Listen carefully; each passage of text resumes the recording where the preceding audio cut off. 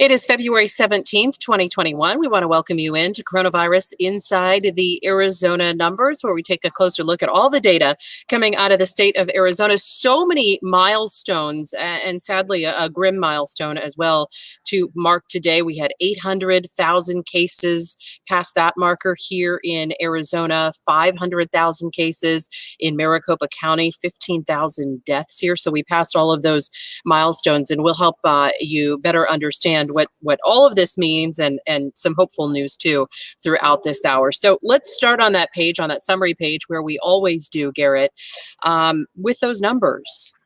Yes, so your milestones we're talking about today. Arizona now has a cumulative number of over 800,000 COVID-19 cases. Again, that's cumulative. That's throughout the entire pandemic, confirmed cases. And the number of deaths that are now confirmed in Arizona is 15,063. So those are the two milestones we hit today, both 800,000 and 15,000. Maricopa County hit over 500,000 today. These, all of these are basically the numbers we've seen as far as the milestones of these rounded numbers here. I'm going to try to pull up really quick the dates. I wrote a tweet on this morning, and I'll just pull up the dates and we'll look at it really quick on how long it's taken to reach some of these milestones. And then we'll go back over to the summary page. So here we go. I put it all in one tweet today. So it is. Are you talking about for the deaths? Is that? Yes, correct. All right. So here we are. This is the milestones we've hit today. On January 22nd, we hit 700,000 cases. You can see on January 9th, 600,000 cases. You can obviously see that there was an acceleration. I have a cross on my head. It's Ash Wednesday today. And it's December 29th. You can see it sort of speeds up and then slows down. Right now, we're in a slowing period. Obviously, we've been talking about this. 700,000 cases on January 22nd. On the deaths, same exact thing. There were several weeks where we were reporting over 1,000 deaths in 1 week, from the 11,000 deaths on the 15th to 12,000 deaths on the 22nd, to 13,000 deaths on the 29th, and then to 14,000 deaths on February 6th. So you can see that with the deaths as well, we have we're starting to slow down. So in many ways, on both of those numbers, while these are very tragic numbers, we're seeing at least a slowdown on these reported numbers. Yeah. So Garrett, one of the things for those people who don't join us every day on here to remember is there are several peaks that we've been tracking in this to sort of show our progression through this. That first being the high number of cases, then the high number of hospitalizations that follows not long beyond that. Yes. And then sadly, that final metric, that final hump that we need to make it over is the peak and plateau of the death numbers. Week to week, though, are those death numbers starting to come down just a bit? I want to address one thing on the as Autumn is saying 15,000 is BS because they weren't due to pre-existing conditions. Of course, there were pre-existing conditions in these deaths. In fact, the majority of these deaths came from pre-existing conditions, as we've talked about on this page numerous times. COVID-19 is something where you die. It's an exacerbation when you have a pre-existing condition. Yeah, so it only aggravates it that is not situation. A exclusive. It's not a mutually exclusive situation. Yeah, it aggravates pre-existing conditions. The majority of deaths come from that. That doesn't mean that these people, if they had a heart attack or a heart condition, they died of that heart condition and they had COVID, but they would have died from that heart condition. The reality is those people likely would have lived for several years, sometimes up to decades longer, if they had not had COVID-19. So the pre-existing condition argument is not it does not play a factor as far as it being some sort of mutual exclusivity between the two things. Yeah. So, and we can talk more about those comorbidities. If you want to stick around with us, I didn't see that comment come up, but whoever posted that, stay with us because we can go through the comorbidities in this and help you better understand exactly how those numbers look. But you never know if you have an underlying condition, something that's not been diagnosed, which can make this especially dangerous. You're not off scot-free just because you haven't had something diagnosed in your life, which is why it's been doubly sad for so many people. Okay, so when we look at this by date, this is plugged in. I believe you're on the week-to-week chart here that helps us better understand. And I want to remind folks, not all the dates are plugged in most recently. So, some of that, it's not that dramatic of a drop off, but it is falling fast. It is. And I know Autumn is continuing. Again, before I go into this, Autumn, I know you're saying it plays a factor when the comorbidities are no longer being counted as cause of death. They are being counted as cause of death. You need to think of COVID-19 as a gunshot rather than as something that kills you. A death certificate has several forms of cause of death on there. One of them is going to be the gunshot, and then it's going to go down to the part where your heart stopped. And you have to think of COVID-19 as that and not as something that kills you outright. COVID-19 is something that you get, which exacerbates things that then makes your heart stop or whatever. But it's not, there's no situation in which a death certificate just has COVID-19 on it. If it does, it's an error. It's an incompleted death certificate. They have more to fill out. Anyway, and they'll go back and research that as well. They'll go back and research it. Yes. Yeah, and it's exactly what, that's why sometimes it takes a matter of days or weeks to get a final number in that then's plugged in on that epi curve on the exact date of death. So no matter how long it takes to investigate that death, it still shows up on this curve on the day we lost that Arizonan or that person. And Lori's commenting. Lori's comment is exactly right. Lori writes, the death certificate will list all of it. I think that's been a huge misunderstanding for a lot of folks who have been lucky enough not to have to review a death certificate in their life. There's several lines there. It's not, they don't just decide one thing. I remember over the summer, Garrett, we were trying to explain that to folks, and we had a woman who had dementia, and she also went missing because she, didn't remember that she needed to be home in the summer. She was wandering in the desert. Sadly, they found her body. She died in that exposure from the heat out there, but she never would have gone missing if she didn't have dementia. So all of those things are then listed on there. So hopefully that can help everybody better understand how those things are listed on there. All right. Go ahead. Okay. Yes. Sorry. No. And Autumn, you're being respectful, and I appreciate that. So thank you very much. We get a lot of comments on this that are not respectful. So I appreciate you being respectful. So exactly. And our goal here in all of this is to keep answering those questions so that all of you who are watching on here are able to find the data and understand it. And that's why we're so lucky to have Garrett on our team here to help us, analyze this data, that being his profession, and not a lot of newsrooms have that. So we're very lucky to have that here. All right. So when we look at this epi curve. Yeah. All right. So again, we're talking about deaths, which is obviously a very sad situation. I've put it into a weekly chart, so it's a little easier to read. You can see that we have 1 week. This was our peak death date. This is our peak death week. We had over 1,000 deaths in 1 week. From January 10th to January 17th. And you can see it went down to about 966. There is still a chance that this 966 does go over 1,000 because they're still adding deaths to this chart. They usually add the deaths anywhere from 2 to 4 weeks after the fact is when these get added to the chart. Not after the fact of the death. It's reported, but say a death could have occurred 3-4 weeks ago, and it's reported today in today's numbers, but it actually occurred 3 to 4 weeks ago. So there's still a chance that this increases. We've got, you can see a very, very rapid drop off right here on January 24th. And then a continued rapid drop off. This number doesn't matter right now. This will fill in more because deaths take so long to fill in.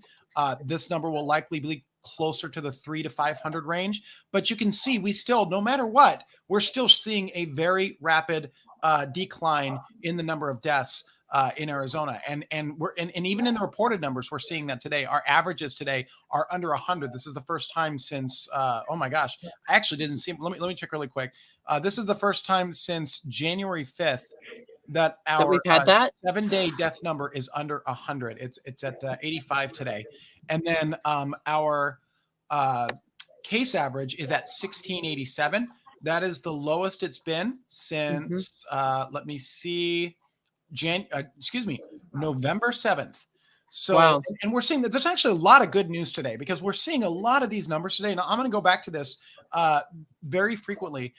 All of these numbers we're starting to see reflect pre-surge levels from the winter Christmas holiday surge. We're now seeing, hospitalizations, case numbers, death numbers are all getting close to where they were in this sort of lull period right here. as you can see. And that's a good thing, because right now we have no expectation, and modeling doesn't suggest that that there will be a surge, especially if there is a surge. Right now, the modeling would suggest that it would only be closer to sort of this surge rather than this surge.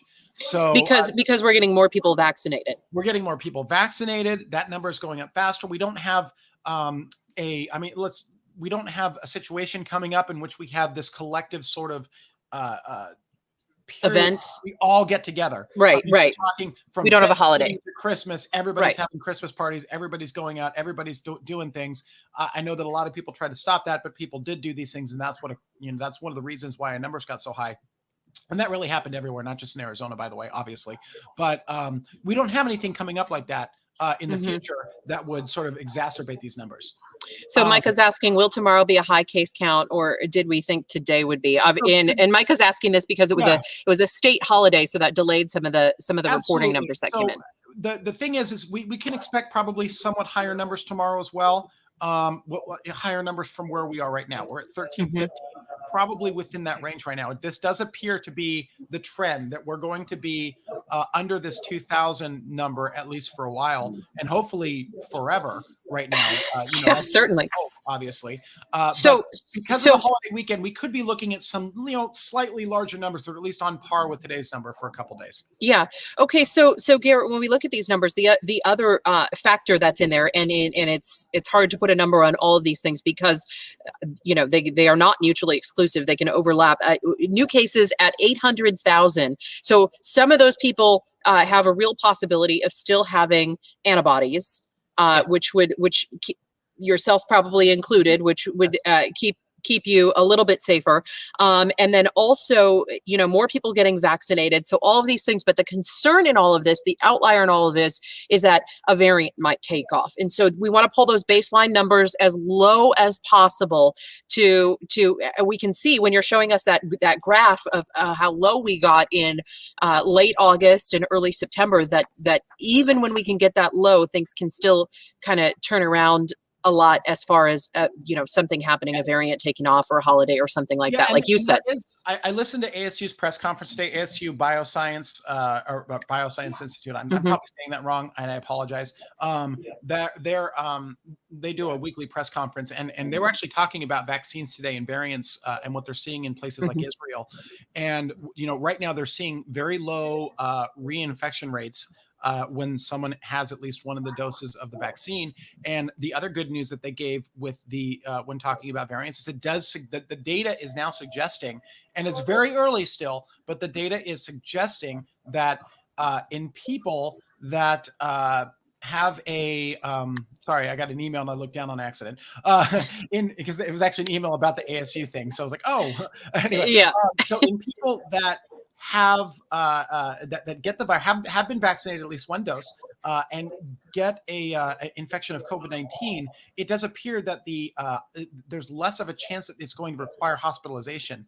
Right. It's actually going to be a more milder form of COVID-19. So that's actually great news if that's the case. Yeah, because we don't want our hospitals overwhelmed. So just for perspective, everybody, in Maricopa County, we ended up with about 7% of people who were infected with COVID-19 ending up in our hospitals. So as we watched these numbers come in, when we had the high number of cases, some people were saying, well, a case could be a pretty light thing. That wasn't like a metric that they love tracking. But the reason that's important is because then you figure out 7% of that, where do you end up? That's how packed our hospitals were going to be, which is why it was such a concern that our frontline medical workers would be overwhelmed when we could take the daily reported cases coming in, times that by 0.07, and see we're going to have a crisis at our hospitals and a crisis of having enough people to care for them. So that's where that concern comes in. And if these vaccines can really pull that number down or trim that number quite a bit, then that would be hugely helpful in all of this. Okay, so we got to move on to some of the other things. And Garrett, one of the things that's being discussed is who's getting vaccinated. So at this point, all of our counties are either in 1B or priority 1B. Here in Arizona, In Arizona, for those of you watching other places, not the case. We include teachers in that priority 1B. So getting our schools back going again has been a huge priority, both for the governor and for the state, as well as I'm sure a lot of parents who've had their kids home for a year. 22 states plus DC have made that a part of their agenda. So President Biden and the VP say that they want this to happen in every state, but that is up to the state's decision. So we are included in making that happen. Another note in our schools opening, and the numbers come out tomorrow with that, Garrett, the zip codes. We're not going to be here tomorrow with you, but we'll talk about how you can find that. And there are chances that, the good thing is there's chances that the zip code map may actually show a yellow zip code here and there. For once, because it's still red. Yeah, exactly. Mike O'Malley has a great question. If the cases go below 1,000 a day, will Ducey end the mask mandate? Obviously, we don't know the answer to that, if Ducey's going to do that. But what I can tell you is that what Ducey and the AZDHS seem to be looking for, at least on what they've been saying to not just us, but to the public, is that, they're looking to get that vaccination number up as much as possible. They do have a concern that not enough Arizonans are going to get the vaccine. They want to see 70% herd immunity. Right now it looks like, the plan, or it looks like they're going to get around 50 to 60 based on polling. They want to see that as high as possible. If they can get to that herd immunity threshold, I think they would be more comfortable with ending the mask mandate, because that's really one of the most important things, is getting to that herd immunity to get this thing sort of completely in the rearview mirror. Yeah. Isn't that an easy fix, though, Garrett, to leave the mask mandate up? I mean, it makes people feel comfortable in businesses. Sure. If you're pro-business, it wouldn't that, for many folks, have a chilling effect of them not wanting to visit your business in person if people are let in without masks and you're still in a higher risk group? Because remember, when we bumped those teachers up, that bumped a lot of Group 1B and a lot of Group 1C back a lot further. And they're looking at later dates, April, May, June, even July, for the 600 million doses across the U.S. That's a long time to wait. Absolutely.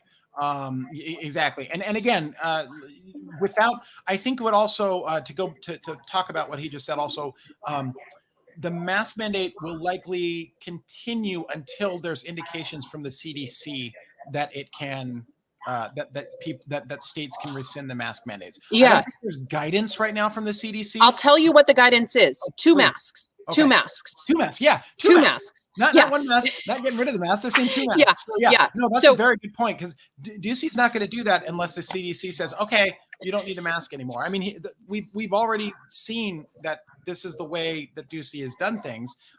He hasn't gone any farther in some of the suggestions of CDC, but he hasn't walked them back much. Yeah. So that's, yeah. So conflicting, easy for me to say, reports on what should be done here. So the CDC is suggesting two masks. They want that medical grade mask underneath and the cloth mask over. Former Biden advisors are saying they're really pushing the White House to do an N95 mask mandate across the U.S. But how would that work? How would you make sure everybody gets one of those? A lot of voices out there in all of this, but at this point, most places are one mask, or not even having a full mask mandate across the state. So, okay. I want to let you get to what you're bringing up on this page, Garrett, and then we have a lot more to talk about. I did want to mention one thing. I was just going over this while we were talking. I saw someone in the group said something about Gila County going into phase 1C, and I did see a news article that suggested that was supposed to happen, but I haven't seen anything from AZDHS or on this dashboard that suggests that they're in 1C right now. So I guess that's what I was curious as to if, that was from KOLD, a news story saying that Gila County was in fact going to move to 1C, it was dated February 8th, but I haven't seen anything on AZDHS's data that suggests that they're in 1C right now. So I just wanted to clarify that. And we have three states that are not even in three counties rather, that are not even in that 65 plus group yet. We still have Pima, Mojave, and Santa Cruz County that are still waiting for that 65 plus group. So we got a ways to go in some of those situations. The one other thing on schools I wanted to mention, Garrett, Phoenix Union has decided March 15th is going to be the day for teachers to return, and March 30th is the day for students to return. Somebody was also asking in the comments if students are going to be required to have the vaccines. Yeah, no, that's a no. They haven't even finished the testing on young kids, so we're not close to that yet. We'll see what changes when we get more research back on that, but they're just beginning some of those clinical trials. Even Pfizer is 18 and over, and Moderna is 16 and over. So as of right now, they don't even have anything for the kids. Anyway, for this page, so we can go through this. Okay, Heather, I will check on that, Heather, and see if just AZDHS is just not updating its phasing data, and I'll ask them if Gila is in fact in 1C and DHS, because she says she's gotten it. So, and I'm not thinking she's lying. So I'll check with them. Yeah. So the only thing I wanted to bring up on this is that we are adding about 30,000 or so vaccines a day. So there is a chance that tomorrow we'll have at least 1 million Arizonans that will have had at least one dose of the virus. So exciting news that we're getting very close. It's either going to be tomorrow or the next day that we'll hit that 1 million threshold.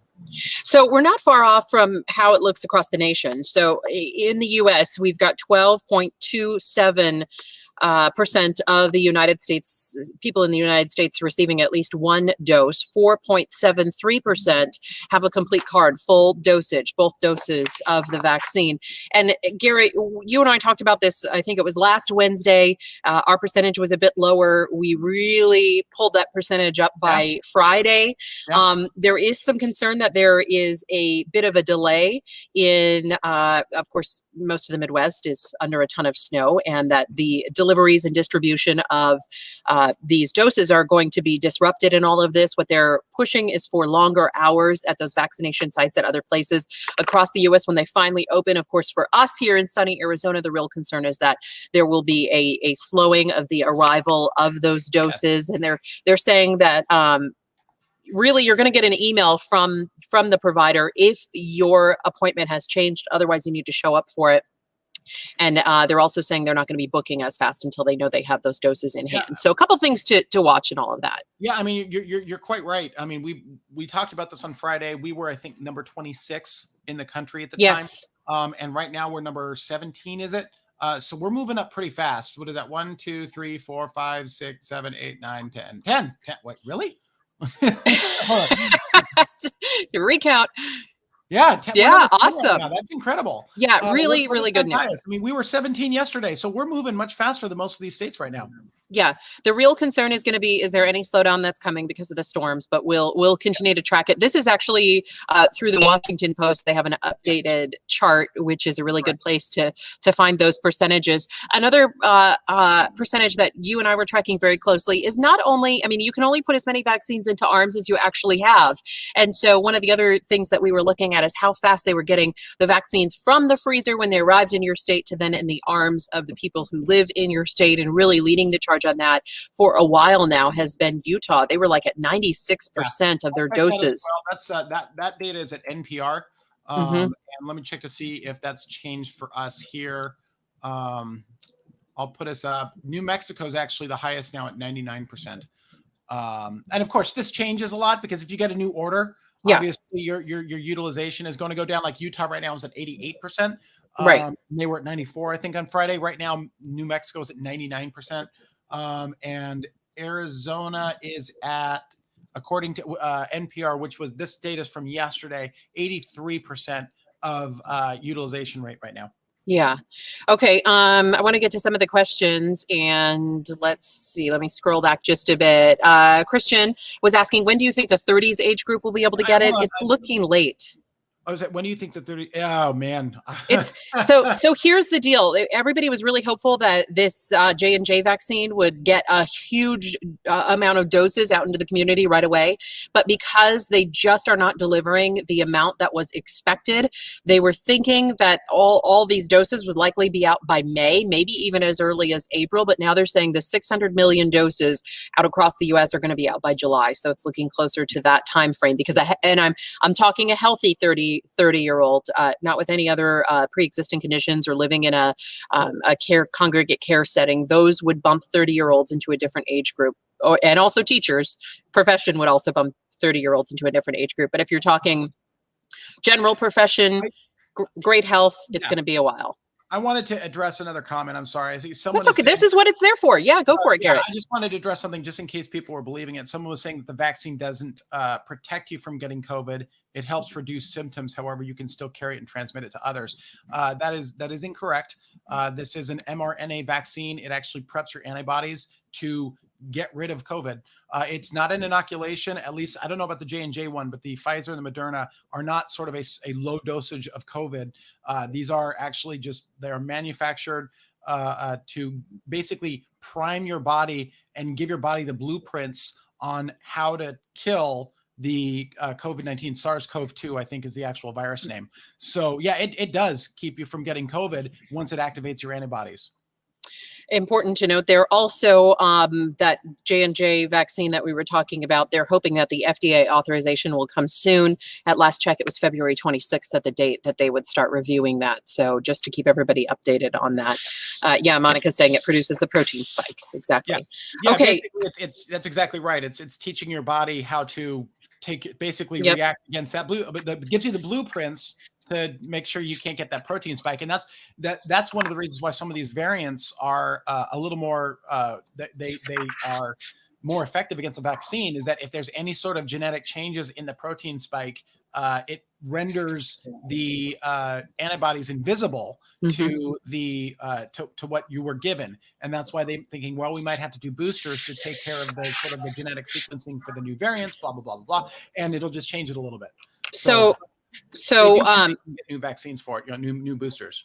When we're looking at the number of vaccines given out on a daily basis in the United States, it's at about 1.7 million. So we're getting through quite a few people despite these weather delays and all the other things that were going on. I think last week we were at 1.9. So we're not that far off with the shutdown of some of those sites in the last couple of days. Boy, what they're going through in Texas, though, my gosh. Oh my gosh, yeah. Wild. Okay. All right. Since there's so many comments about Ash Wednesday, many places were doing the drive-through Lent today. If you're asking what's on Garrett's head, it is Ash Wednesday, and so a lot of places had to go through a drive-through. So most people would go to church. You've already had COVID, so you're you've got antibodies built up, so it's not as concerning for you.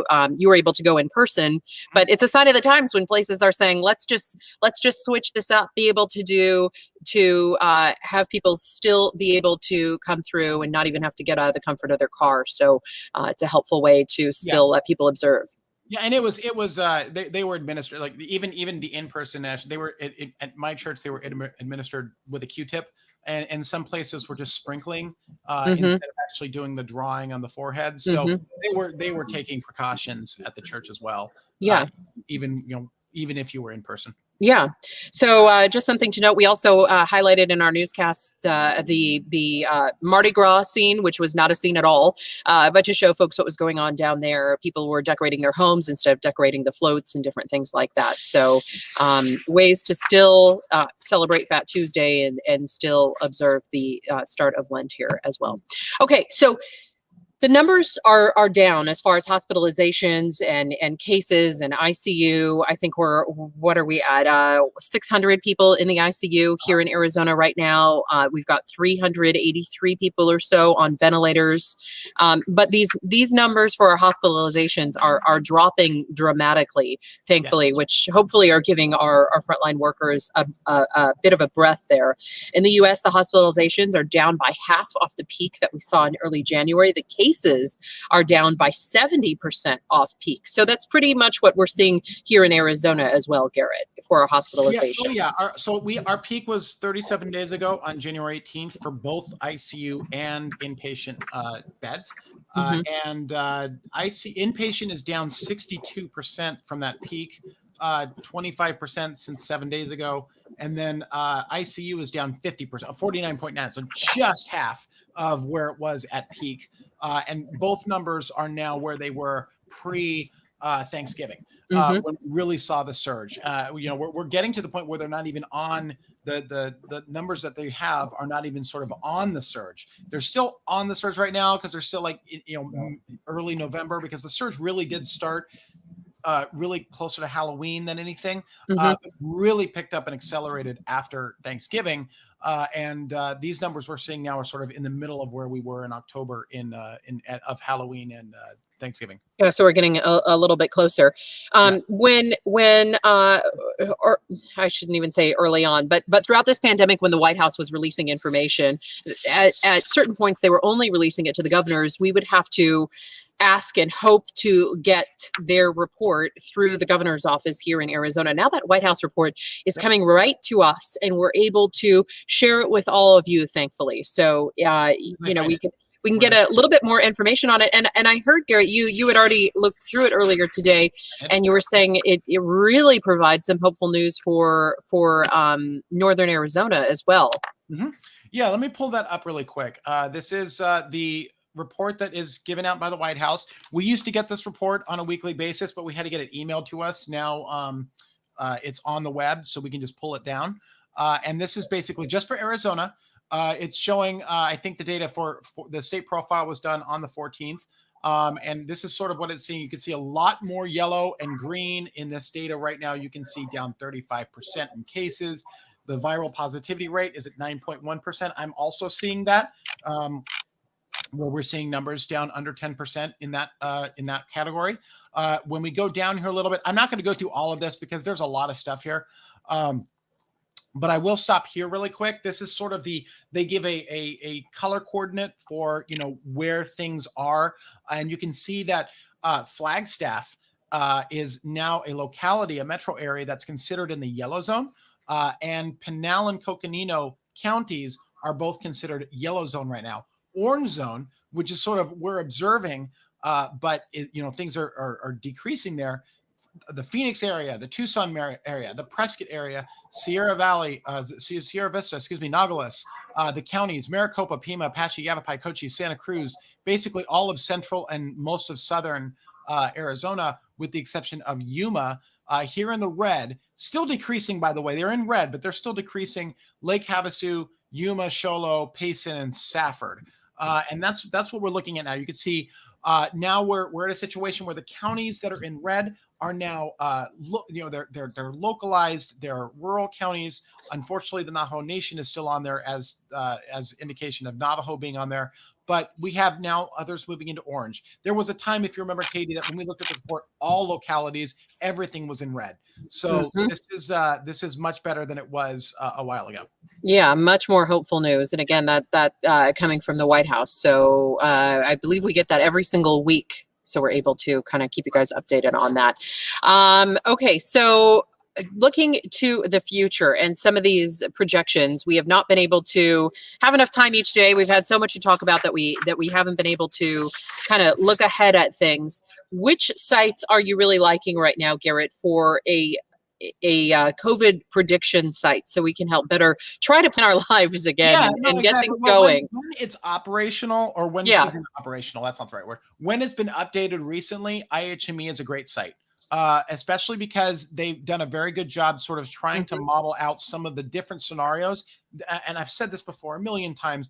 I didn't use this site early on because the scenario modeling they were doing was very wild. The swings would be completely crazy, and they weren't panning out. And it seems that they went back and really figured out how to model this more with a data-driven component rather than basically estimating what's going to go on because of COVID-19, and no one really knew what was going on back then. And they've done a better job. So I use this site a lot more now. So you can see that where we are, our spread between things getting worse. I'm going to take out universal mask mandate because we're not going to have that. With variant spread or things getting worse, you can see the difference now, even into May 31st, is not that much. Total of 18,000 deaths is where they think we're going to end up. Worse is 18,400, and current projection right now, 18,040. So you can see very little change right now in the number of deaths, and that would be reflected as well in this daily number. Excuse me, I took out the wrong one there.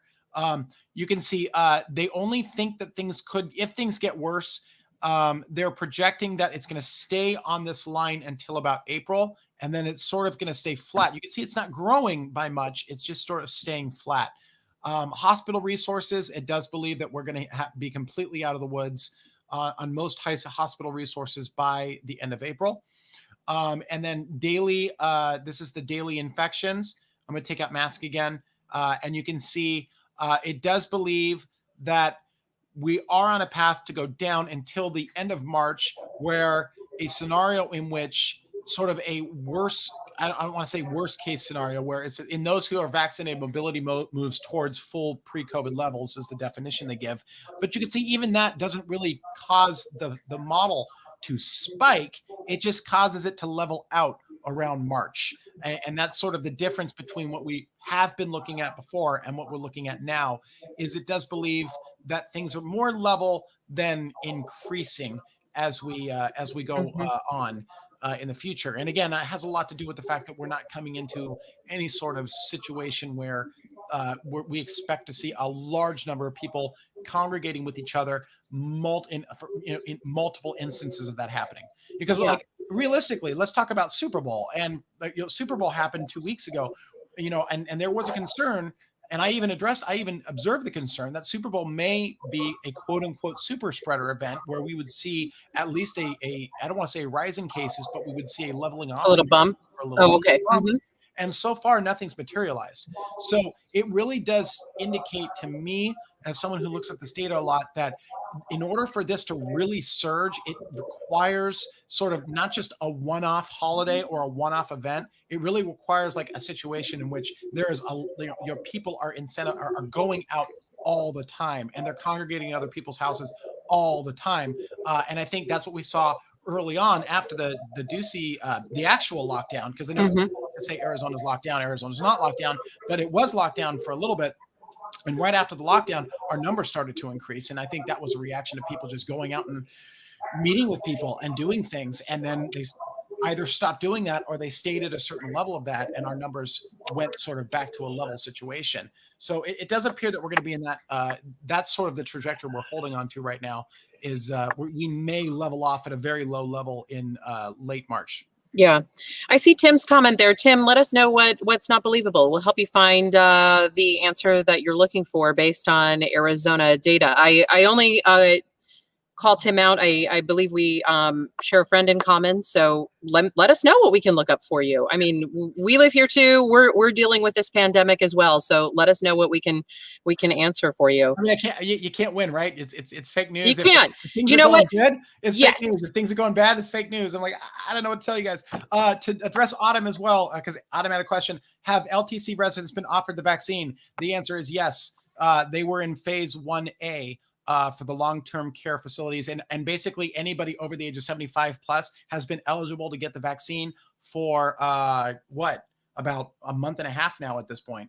So yes, the answer is everyone is eligible to get the vaccine at this point. That would be that would basically be in a long-term care, with some very few exceptions of like people that have the really bad comorbidities or some really bad medical situation that is under 65, but that obviously is a very small percentage of the population, and they're in the next phase as soon as it shows up.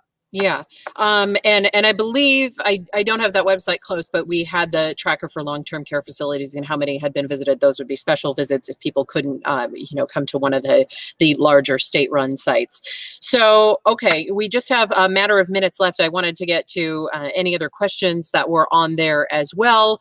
I did want to bring this up if we don't have any questions. I'll just bring this up while you're looking for questions. The RT rate. We don't talk about the RT rate anymore since RT Live went away.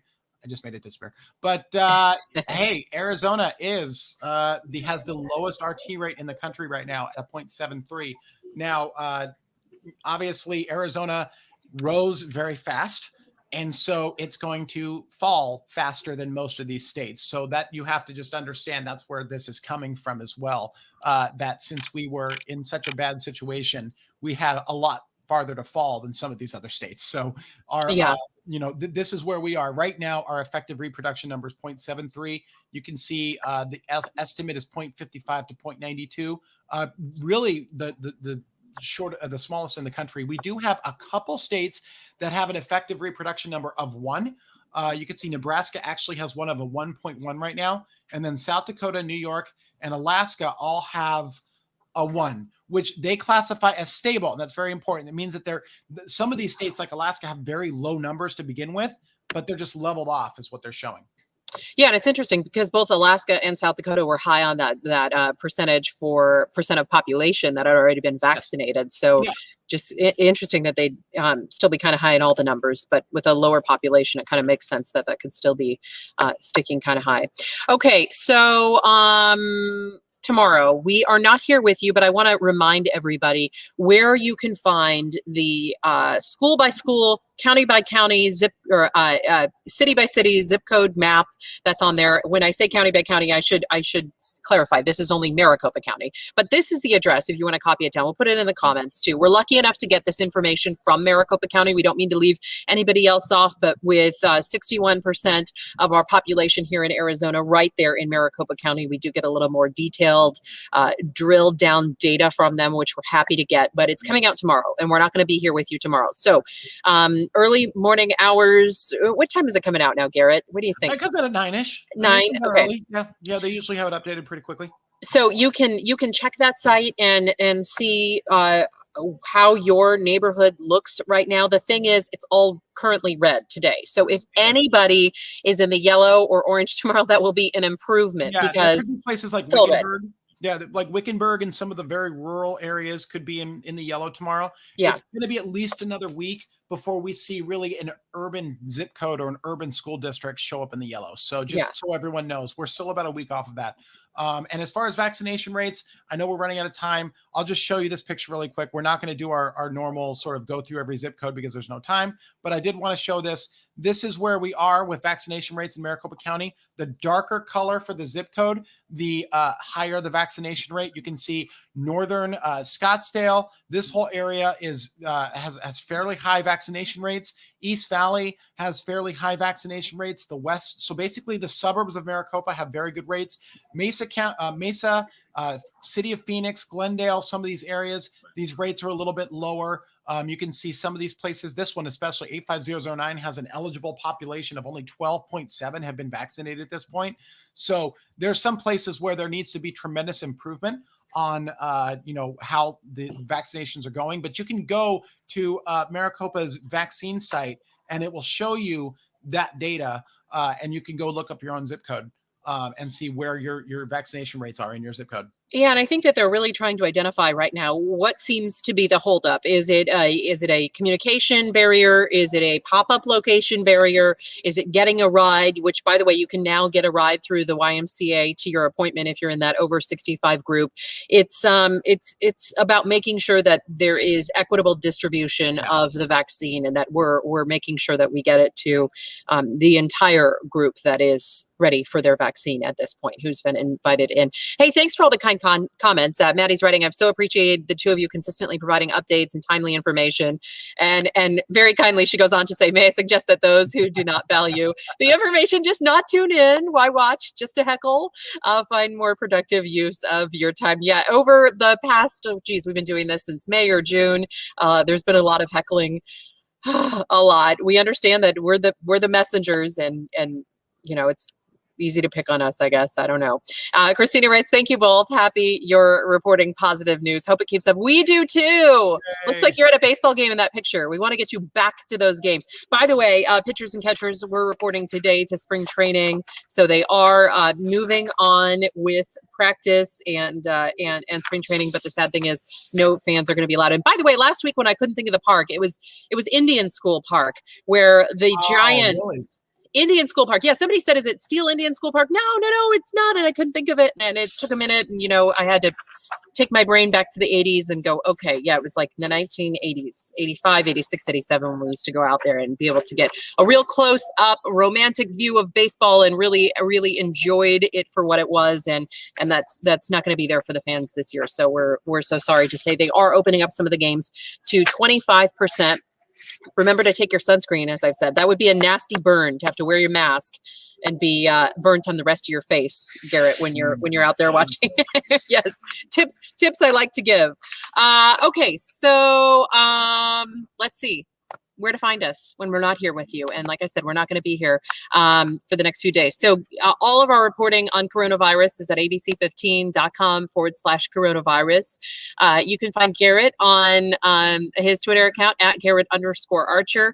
My Twitter account is at Katie Rammel. Many of you are watching on Facebook right now. More of you turning in later on YouTube and our streaming devices. But if you're on Facebook now, join us at facebook.com/news from Katie. By the way, Garrett, do you know what arm is suggested that you get your shot, your vaccination I'm in? assuming the left, but I'm not 100%. Because you're right-handed?